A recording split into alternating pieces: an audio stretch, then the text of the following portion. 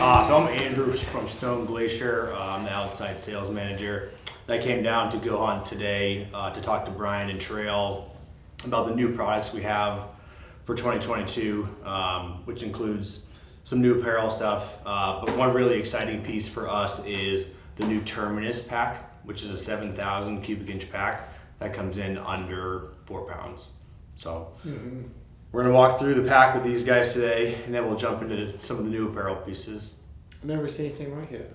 It's new for you guys. Yeah, it's very unique. It doesn't necessarily like fit the normal Stone Glacier bill, so to speak.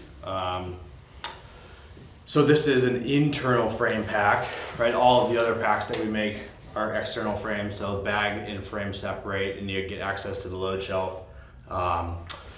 But basically, this pack was designed to be like a really niche pack. So for like alpine hunters, sheep hunters, high country mule deer hunters, etc. So it's probably not the pack that we would choose to like sell to the masses necessarily, like elk hunters, lower 48 guys. But it does have its place kind of in anybody's system. So you say it's an internal frame, meaning the bag is sewed to the frame. correct. There's no separation. If you're used to an X-Curve or a Crux Evo, which you've got that separation between the bag and the frame, you get the load shelf. This does not have that. This is sewn together. It's an internal frame backpack, right? Yep, that's correct. And the one thing that goes along with that is that it's not modular. So like all of our other bags and frames, you can interchange them. This one is the Terminus, and that's it. So it's not compatible with anything else we make right now. One question I had is about maybe I'm going too deep. You can get into it later if you want to, but from a frame standpoint, so you got the X-Curve, you got the Crux. The X frame is these molded carbon fiber stays, with the curvature of a guy's back. The Crux Evo, you've got a hollow carbon fiber stay. Straight stays, right? So that's kind of that ultralight version of it. What's the frame like in this? And I mean, how can you get to the frame? Is it sewn into the actual pack itself? Yeah, so this is effectively a Crux frame. Okay. So straight stays, same geometry, same load hauling capabilities, so 150 plus pounds. Very similar belt design. But yes, you access the stay channels through the top. Okay. So it's not sewn in. So if for some reason you had a warranty issue with a stay breaking or whatever, you could get in there and fix it. Yeah. Okay. Cool. So it's a hollow carbon fiber, essentially like the Crux Evo, right? That's correct. Okay. Yep. The X-Curve is a solid carbon stay, and then the Crux frame is a hollow stay. Cool. If someone wanted to do the regular Stone Glacier lid, they could swap that out if they wanted to. You can. Yep. Also buckle system. Yep. Yeah. Same buckle layout, everything. Yeah, you can swap the lid. I don't know why you would exactly, unless you wanted to go to the Hydro lid or something, which has the two zippers, so one on either side. But going forward this year, all of our lids are hydration compatible, so they have a slot to run your hose through. Sure. So I don't know if you would need the Hydro lid unless you were like really partial to those two zippers. Sure. So looking at the pack, I mean, it looks different, right? So maybe get into the material. Yeah. So this is a completely new textile for us. It's called an ultra high molecular weight polyethylene. It's basically an extruded plastic.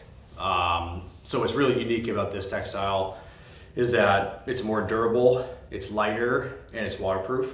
Okay.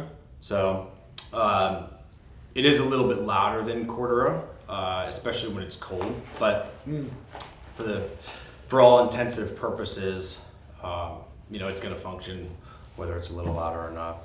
So it's kind of got the feel of, I mean, if you're familiar out there with a Dyneema, like a Dyneema 10, I've got a Dyneema Seek outside. Very similar. It's a similar feel. It's almost kind of a slick feel to it. It's not Dyneema, right? It doesn't feel like Dyneema exactly, but it feels similar. It looks similar. Yeah, it is very similar. Dyneema is a brand. Yeah. Okay. But it's a very, very similar textile. Okay. So I mean, durability wise.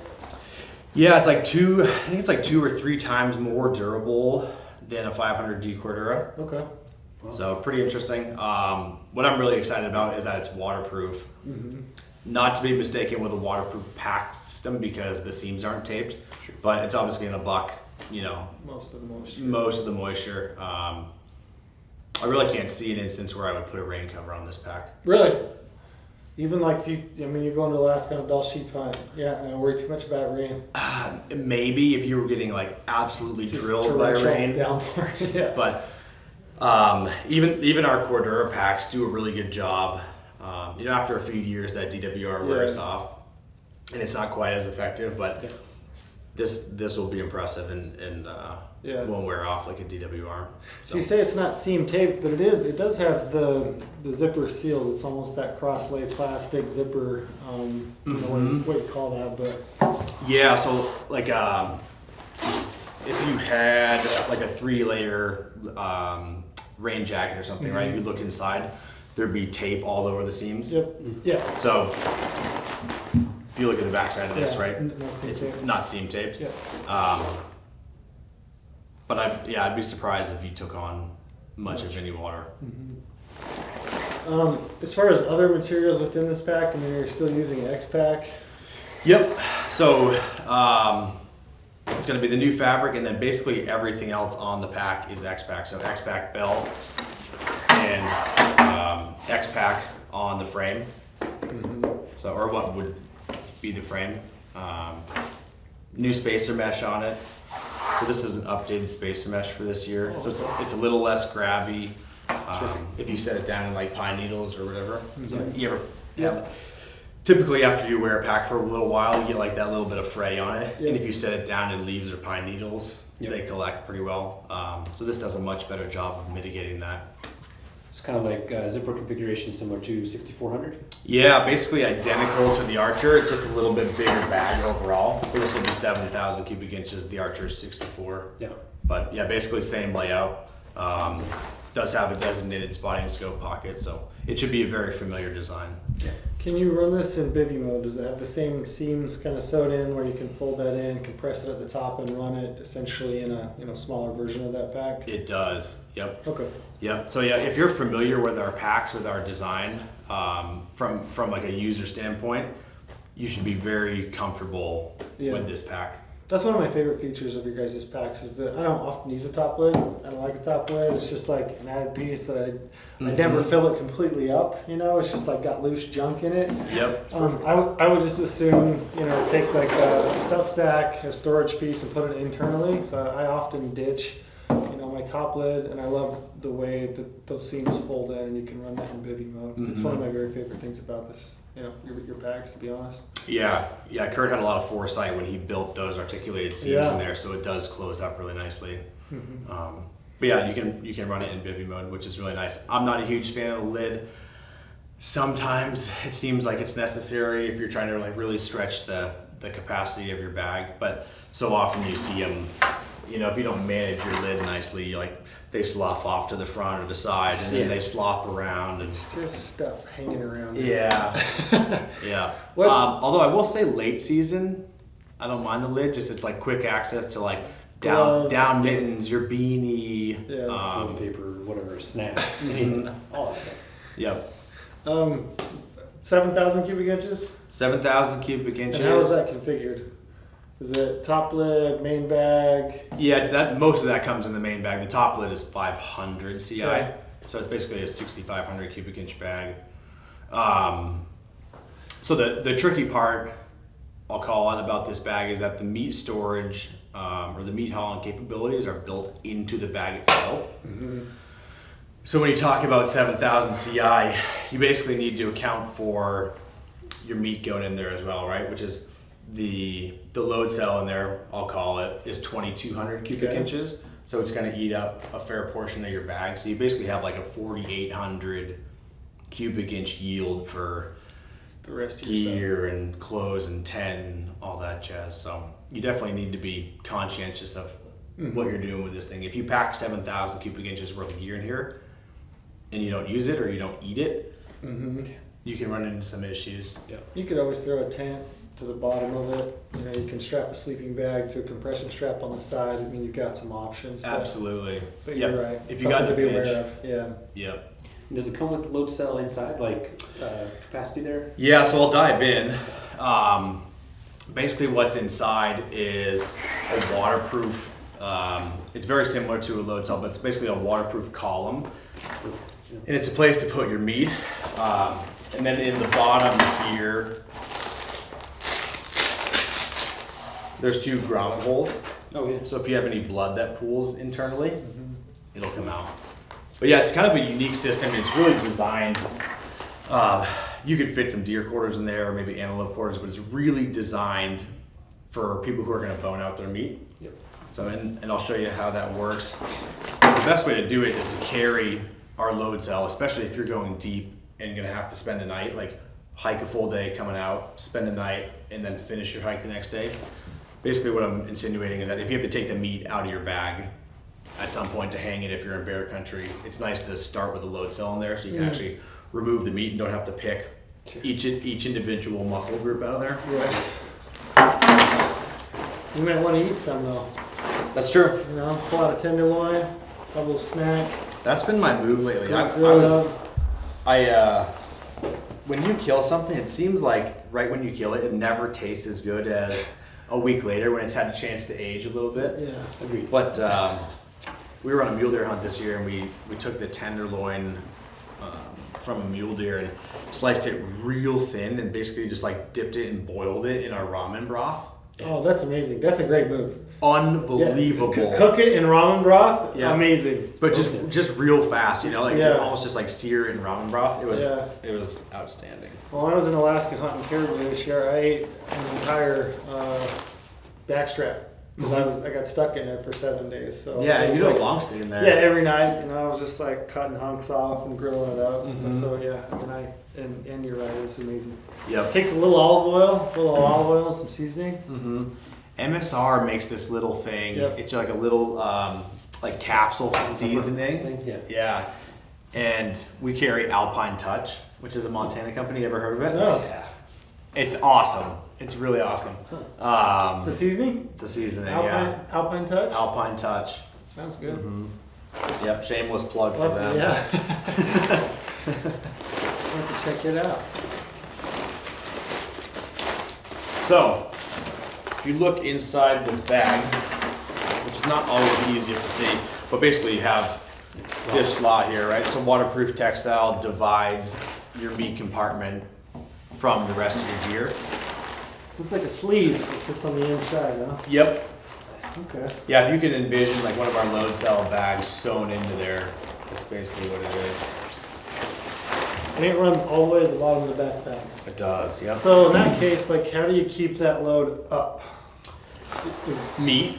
Yeah, meat. So you boned out your meat. You want to load it here in this, sleeve. That's where it's going to go, kind of the determined spot for it. Yep. I mean, one of my favorite things about your pack in the past has been that ability to keep the bulk of the weight up. Mm-hmm. Is there some means to do that, or is it going to settle down? Yeah, so it might be a little tougher to manage, but basically the idea is if and when you kill something and you bone it out, you would lay this pack down and then basically get your meat in here and distribute that meat around the pack so that it's effectively in a nice rectangular shape and balanced, and then load your gear back in.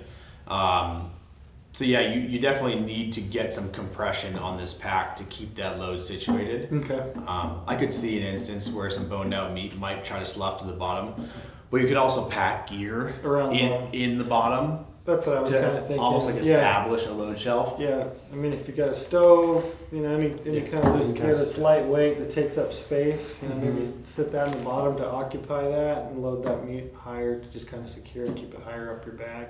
I mean, I found that like the higher, kind of above my hip line, if I keep that weight up off my hips, it just kind of frees my hips up. I feel like I walk a whole lot easier when I put that weight up off my hips. Yeah, I mean, if you think about like where our load shelf generally rides, it should be like 6-8 inches at least above the your base hips. of the pack. That's cool. Nice. Yeah, it's a really interesting pack. Again, it's not for everybody. but there's definitely going to be those like steep and deep, go as light as you possibly can guys who are really going to come to appreciate this pack. Yeah. So Yeah. I think as far as I know, it's the lightest 7,000 cubic inch pack under 4 pounds with 150 plus pound load rating. So it's a really unique system. Mm-hmm. I know that when I talked to you before, and then when I read the description online for the product, I mean, you talk about it being a niche pack, you know, a mountain goat, a sheep hunter's backpack. As I look at this pack, I mean, most of us aren't going to hunt mountain goats or sheep, you know, Sure. potentially in our lifetime. There's, you know, very few people that get that opportunity year in and year out. You know, to me, when I look at this pack, I see a lot of possibilities for, you know, long-range mule deer hunting. So a guy that's going to Colorado on an early season alpine bow hunt, you know, he wants to go steep, deep. He wants to keep that weight way down, but then have the ability to bone out a mule deer and come out of the backcountry 7 to 8 miles. I think this is an opportunity to do so. You know, I know some areas in Wyoming, you probably do in Montana, where you can go backpack hunting for antelope if you wanted. Absolutely. You know, I've got an easy to draw unit in Wyoming. Be a killer backpack hunt. You know, you bow down an antelope. I think this would be a pack where you could do that. Maybe you're only in 3 or 4 miles, but you know, this would allow me to do that. So I think there are use case scenarios. It is niche. I see what you're saying, but like for guys in the lower 48, you know, mule deer hunters, you know, even some elk hunting, to be honest. Like if you're going to bone out and make 2 trips, why not? Yep. Yeah. Yep, it's totally doable. I try not to make the impression that it's the same as all of our other packs. So I just try to differentiate it a little bit, just so someone doesn't buy this pack, go to Colorado on their first DIY hunt, kill a bull, and then what have I done? They can't get a quarter in it, you know? Sure. So yeah, you got to be aware of what the features, the limitations, but then also, you know, the potential gains and positive of a pack like this. So. Yep, absolutely. Yeah, it's highly applicable. Like I had it on a couple hunts this year. You know, most of the guys in the office have been running it, so it just wouldn't be like my first choice or the first pack I told someone to go buy if they were newer to the backpack hunting scene. Yeah, and it may not be an elk hunter's backpack, you know, but I could definitely see it being a mule deer high country backpack hunter's backpack. It's certainly more applicable than just sheep and goats. Sure. So. Well, I'm pumped about it. I mean, I know I geek out on stuff like this. I mean, I love the thought put behind it. You know, I like the internal meat shelf. I love the fact that it's a new material. You know, obviously being under 4 pounds is cool. So. Yep. Well, absolutely. Once again. Yeah, Kurt knocks it out of the park with his design. So. Yeah. All the credit to Kurt. That's one thing I like about Stone Glacier as a whole is that you seem to come at things from like a different angle. You look at things, you're trying to solve like problems, even if they're little problems. You know, so I've always appreciated that, and this is no exception. I think it's a cool, brand new, super, neat pack. Yep. Yeah, I think it totally falls in line with our design philosophy, so to speak. Yeah. So. Thank you. Very cool. Cool. We'll just buzz through these. So. Last year we came out with the Havilland light pant. This is just a new colorway for it. So the one thing that's really worth noting about our pant line is that we added a size between the large and the medium. So it seemed like a lot of people were kind of falling in between where the medium was too small, the large was too big. So we have a medium large as well as a medium large tall. Yeah, nice. What's the inseam on the tall, offhand? 34, 36? I want to say it's 36, 35 or 36. A little longer. Guys like Brady. Tall. Yeah, it seems like people who need a long inseam have really come to appreciate our pants. So that's not the case for me, but. You had a great new color. I think we calling it muskeg. Muskeg, right? yep. Yep. So I think that's going to be a really cool, popular color. Yeah, I agree. Pretty earthy. Yeah, and the size is great. I'm that guy. I mean, I've got a pair of mediums. Put them on the other day, and I was like, apparently I ate a lot of cake and cookies at Christmas. Right. These are a little squeezy for me at this point. But the large, if I put a large on, it feels too roomy throughout the legs. I'm a perfect fit for a medium large. And I'm pumped about it. Yeah, and this size was kind of inspired by 3 or 4 or 5 of us in the office as well as customers. So there was definitely a need for an in-between size. Mm-hmm. For guys that aren't familiar with the de Havilland Light pant, maybe do like a 5-second, 10-second overview. Like why the de Havilland Light? What's the thought behind it? Yeah. So the de Havilland pant is kind of our like all-season burly go-getter pant. It's definitely heavy. I would consider it to be like a mid to heavyweight pant. Mm-hmm. Definitely more of a rifle pant. So the inspiration for this is just to have a better earlier season option. So it's literally the same exact layout as our de Havilland pant. So you got full side zip for vents with no mesh. And that plays into our stratum layered zipper system, right? So you can always vent to skin, forward facing cargo pockets. And then probably the most notable feature on our pants is the contour waist system, which just gives you the flexibility to make your pant fit perfectly all the time. Yeah, it's an adjustable Velcro piece in there that you can move, right? Yeah, right. So you get like 2.5 inches basically of adjustability out of this pant, which I think when we brought it out, some people were concerned about it being kind of gimmicky. But if you've ever been on a hunt, you know, like I'll lose like 5, 6, 7 pounds on a long hunt.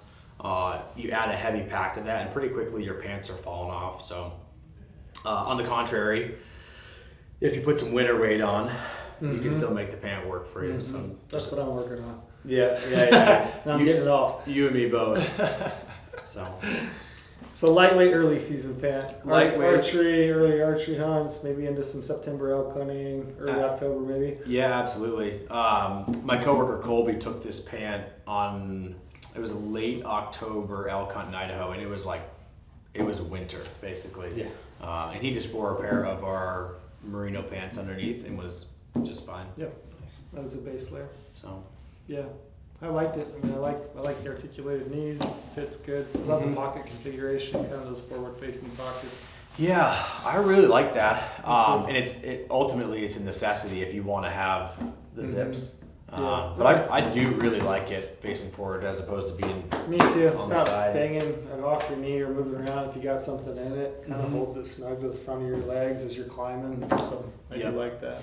Yeah, the other thing that's nice about it is if you have a handheld release. Yep. If you're an archery hunter, you always see it in there. Like every time you sit down, you see your release. Yeah, I put mine thumb peg down so I feel that thing digging my leg. Yep. Every step I take, I'm like, yep, still there. Yeah, I think that's my biggest fear above anything else when I'm hunting is losing my release. Have you ever done it? I have, yeah. I've done it twice. I did it in New Mexico on my ibex hunt. I was like 60 yards from an ibex, like perfect opportunity.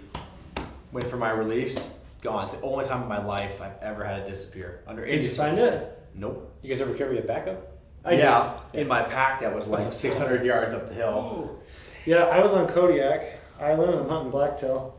And I have one of these like be the decoy hats, you know? So it's like one of the hats you wear, right? Big foam hat. Yeah, so one of the guys I was hunting with, he's like, yeah, this thing works, try it out, right? So I see this buck, he's kind of up feeding, I put the hat on, I'm making my way down, and I've got maybe 150 yards to gain before I can get a shot. So I've got this hat in, I'm sneaking in, and I have my release, which is, it's brass, so it's, yellow, and it's a hinge, and I have it sitting like in, kind of the lid of my bino harness, right? So I got my bino harness down because I'm constantly putting it up because it's super thick, real grassy, and I get in there and I'm like 80 yards, and I'm like really making my way on my knees and creeping along, and I get to like 45 yards and I like go to grab my release and I look down and I've dropped my release, So I got two buddies back up on the hill and they're watching through a spotting scope, filming the whole thing, looking, and they see me like on my hands and knees, and I'm like looking all around for this release,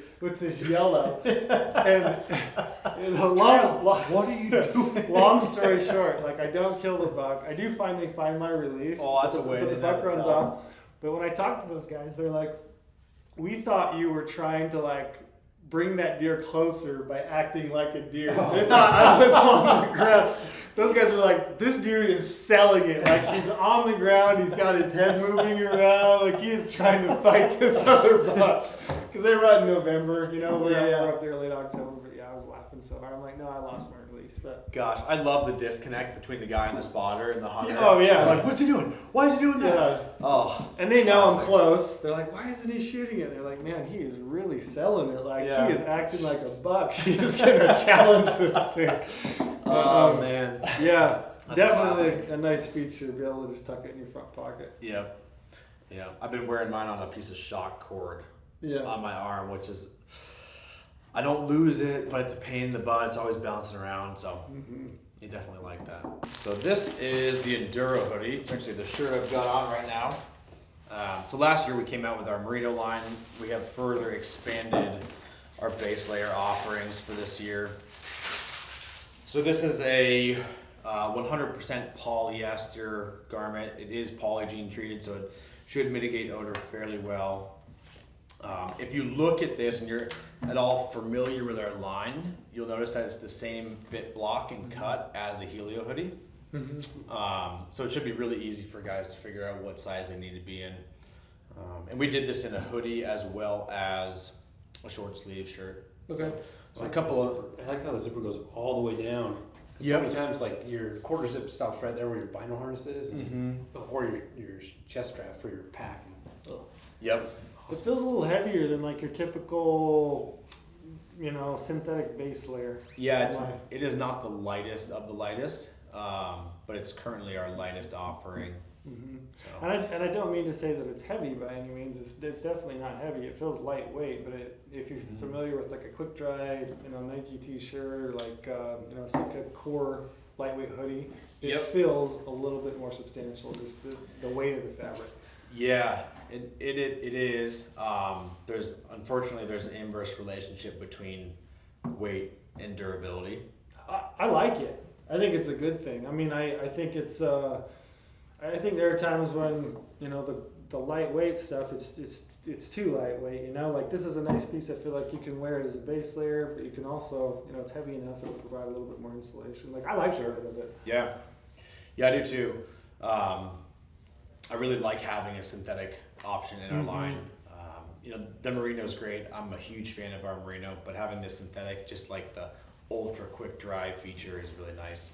Do you guys anticipate getting a bunch of customer questions about when to wear synthetic and when to wear merino? Probably, but I feel like it's kind of to each their own. Some people love merino, some people love synthetics. It's the same thing with down versus synthetic insulation. The nice thing about having options is that you have options like I would wear this probably antelope hunting, and then I might wear it like late season. Just so that when I work hard getting up the hills, it's cold, it's snowy, my garment dries out as fast as possible. Yeah. That's kind of the same frame of mind I have. So, merino, I love merino. I think it makes a great base layer for a lot of times a year, but I really like it early when it's hot because you can wet it out. That's okay. It's still going to provide a little bit of insulation early morning, but, those warm temperatures, it's not going to hurt you so much because it's, as your garment's wet. And then I like a synthetic late because it does dry so quick. Yeah. The other thing about merino is that it does such a good job of mitigating odor. So like those early season archery hunts where you're just like sweaty and grimy and it's 7, 8, 9, 10 days of hunting, that merino does a really nice job comparatively of managing your odor, which it's mostly for selfish reasons. You can still do date night Campos. Thanks. You can go out and hunt antelope, grind it up, take the lady out when you get home. Yeah. Noted. Right on. Looks good. Yep, and then just the one colorway, so granite gray Okay. for this year. I fully expect to see some new colors for next year. Awesome, So cool. 1 or 2 additional colors. Great. So, short sleeve and then a hoodie. Short sleeve and a hoodie. Enduro? Yep. Enduro. Okay. Yep, it's the Enduro line. So, our Merino line was really well received last year. All of us like it. I know you like it, Trail.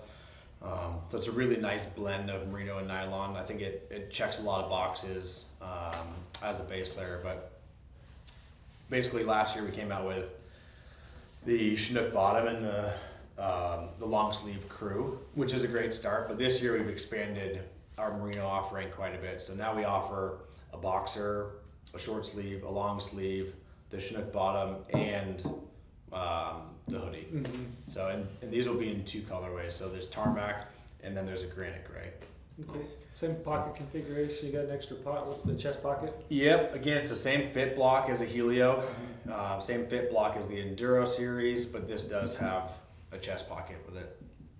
One thing I like too, you got looks like a drop hem in Yep. the back, which is great. So if you're sitting doing some glassing, it's great. Kind of covers your butt. Yeah, nothing is worse than glassing and It's having the it's small the of your worst. back exposed. Yeah. Talk about getting cold quickly. Yeah, you got thumb hole loops, which I like, Yep. which is great. Keep Yep. your And they're sleeves they're down. long enough to actually Yeah, use them. You know, a lot of those thumb hole loops are kind of yeah, short. And it's great when you're Short. putting on a jacket over the top of this. You just Mhm. pop your thumbs through, keeps your sleeves down, so you're not pulling those up when you put a jacket on. Yep. Yeah. One thing I really like about your stuff, and I know I've told you before, but like I just generally really like the fit. I like the length of it. It's got long sleeves. It's long in the torso. I mean, I've got long arms. I'm 6'2". I got a longer torso. A lot of times I'll buy gear and it just hits me at the belt line, which I hate. So I love the fact that you guys' stuff seems to be a little bit longer. Yeah. Which I've never figured, like, why would you ever want short? So we were talking for hunting. We were talking about it yesterday, and we're like, would you rather have an extra inch or be short an inch? And 10 times out of 10, you want the extra inch. Yeah. Like I can deal with an extra inch of hem. Yeah. On the Yeah. contrary, I don't want the small of my back exposed. I don't want my Yeah. shirt riding up with a pack on. Same. So a lot of that comes from one, Kurt is tall and lean, but 2, like the whole premise of how we design is to accommodate backpack hunters, right? So like if you've ever worn a garment that was too short and then subsequently slapped a heavy pack on and your shirt rides up, like you know how uncomfortable that can be. Yep. So like if you look, like our Helio has a dropped hem, the Cirque has a dropped hem, the Havilland jacket has a dropped hem. So, and yeah, I don't know.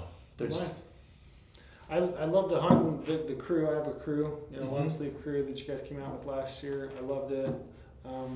I should know it's like one of my favorite everyday wear pieces. Like I wear that thing at least a couple times a week probably. yeah, absolutely.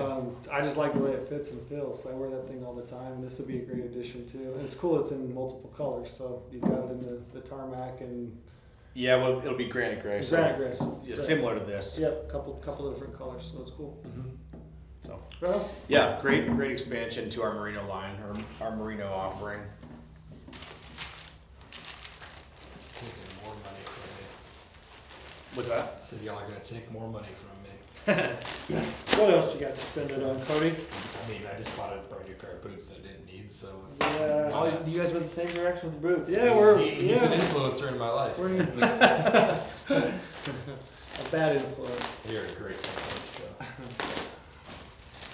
All right, so this is going to be a heavy hitter this year. So this is the Cirque jacket is what we're calling it. So this is a synthetic puffy, which has been in very high demand. I think if you've worn the Grumman jacket, you have probably come to appreciate it, whether you thought you would or wouldn't. It's an amazing piece, but there is a time and a place for a synthetic jacket. And beyond that, some people just prefer synthetics over down anyway. Mhm. But a lot of our customers live north of us in Montana, so coastal BC, the PNW, Alaska, etc. And I think just through trial and error, those guys have really come to appreciate synthetic insulation. So that's part of the inspiration for this piece. But it also just expands our offering and accommodates more people. So this is kind of a unique garment. So it's a Primaloft Gold insulation. I think it's 133 grams per meter, so it's a fairly heavy insulation. But this is like kind of an active insulation piece in my eyes. I don't think it's gonna be quite as warm as the Grumman, but it's gonna kind of bridge the gap. Like right now, you basically have like the Helio, and then you jump to either the de Havilland jacket, which in my opinion is not like the most backpack friendly piece. Sure. So there's like, you basically go from like the Helio to Grumman, right? Mm-hmm. So this is gonna bridge that gap nicely. Yeah, that's kind of how I see it too. It's the way it feels. It feels heavier than some of your competitors. I mean, if you look at a Kuyu Kianai, that feels lighter than this. This feels more heavy than it. Yep. So I mean, you could use this as an outer piece in the right environment, but you could also use this as just a killer midweight piece. You know, like Merino base layer. You know, maybe not a Helio. What was I thinking? Helio. A Helio. Yeah, Helio. Yeah, a Helio with this, and then potentially, if you need that added layer, you could throw a Grumman over it if you wanted to. Mm-hmm. Yeah. Is that kind of how you're thinking about it? Yeah, absolutely. It's not going to replace a Grumman in my kit, just because the Grumman, the warmth to weight ratio is just unbeatable, you know, and it's so inconsequential to carry it. But for anything that's like maybe a couple days, day hunts, or just like, you know, hard hikes on day hunts or whatever, this is going to be a great piece. Mm-hmm. So, and then if you notice, it's one of few, if any, synthetic jackets I know of that have pit zips, Yeah, I don't know any. which also alludes to it being kind of an active insulation piece. So, I like the feel of the material. It feels really good. yeah, it's got a real nice hand feel. It is DWR treated. This textile is like darn near waterproof, Mm-hmm. so it will bead water pretty well. Nice. And then if you look at it, it's kind of got like that Stone Glacier signature layout on the front here. So what we call strategically placed hand pockets, right? So your pack belt goes underneath them, still have access to them, and then you can wear your bino harness Mm-hmm. up top here. I like these. Yep. You've got Mhm. cinch cords in the base, so you can kind of tighten that up around your hem. Yep. And I like details, you know. So things like sleeves, like little stretch. You know, it's got a good feel to it around your wrist. I like that. It's like one of the first things I looked at when you pulled that out. I thought, that's pretty cool. Yeah. This is just in general a very comfortable jacket. Yeah. Mm-hmm. Yeah, the cuffs are really nice. It literally just feels like it's giving you a hug. Yeah. Yeah, good hunting piece, but then again, just a great everyday. I mean, I could see me wearing this most days in the Yep. winter, just throwing it on and taking the dog for a walk, that kind of thing. Absolutely. Couple color options, right? Yep. So this is muskeg, and then we have a granite gray option as well. Right on. So very, very similar in color to like our gray de Havilland pants. Very cool. Yeah, you'll sell a pile of those. Yeah. I think so. Yeah, I think that's going to be a heavy hitter for us this year. Yeah, I like it a lot. Nice. Right on. Anything else? I've got the new M7 color. I guess we can talk about the approach a little Do bit. that real quick, and then the wrapper. Yep. So this is the Approach 2800. Formerly, it was the 1800. So a really small, compact day pack. That was basically our like prime day pack option for an external frame. So what a lot of people were doing was taking the Avail or the Kiowa and buying it bag only, which kind of screws with our inventory, right? So we have shoulder straps and frames and all this stuff to build those packs. Yeah. But if guys want them bag only, we will sell them to them, or we have historically. So what they were doing is buying that to put on a frame because they like the size and they like the built-in internal organization that comes in them, which I've come to appreciate as well. So the Approach 1800 kind of needed an overhaul, and basically what we did is hybridize our day pack, so like an Avail or Kiowa configuration with the Approach. So it's 2,800 cubic inches. It's basically the big brother to the old Approach, right? So like very similar layout, exterior spotting scope pocket. It's got a little pocket here for the feet of your tripod. It still attaches to the frame the same way, so it doesn't have those like stay pockets up top. So it kind of goes on there like you would be in like meat hauling mode. So it's a very simple configuration as far as attachment goes. It does have, if you're familiar with the old Approach, the zipper came up from the corner down here. It went and dead ended in this corner up here, which I think like it was pretty catchy. I'm not sure it was the most functional. So now we've run that zipper all the way around. Nice. How big a spotting scope can you put in that front pocket?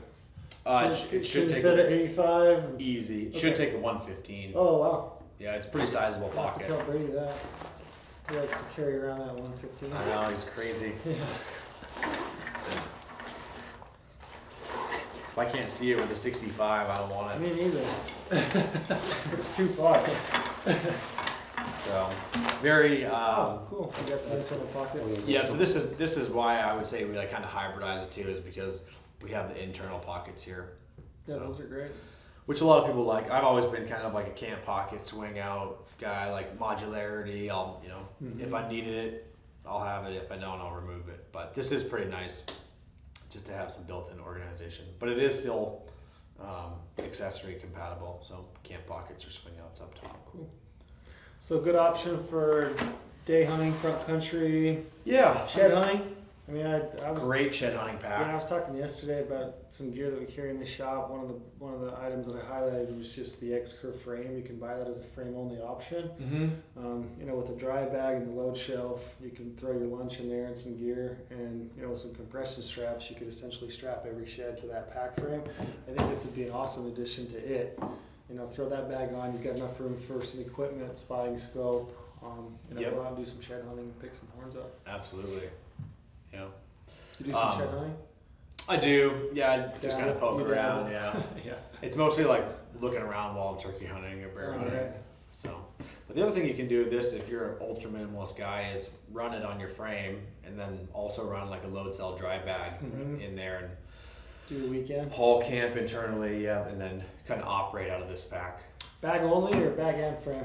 Well, it comes in both styles. So Okay. if you have an existing Stone Glacier pack, you can buy this bag only and swap it out on your frame.